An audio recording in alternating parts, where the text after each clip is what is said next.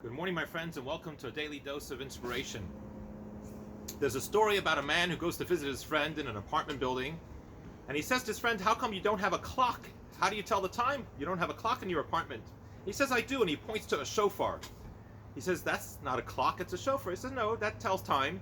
He says, "How does that work?" He says, "Listen."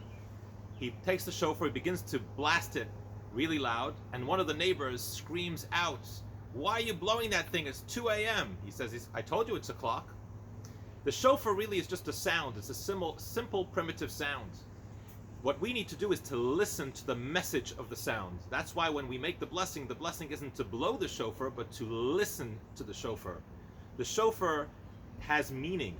It reminds us of our purpose here, reminds us of our history. It connects us with our heritage. It reminds us of our identity, and it's a call to action.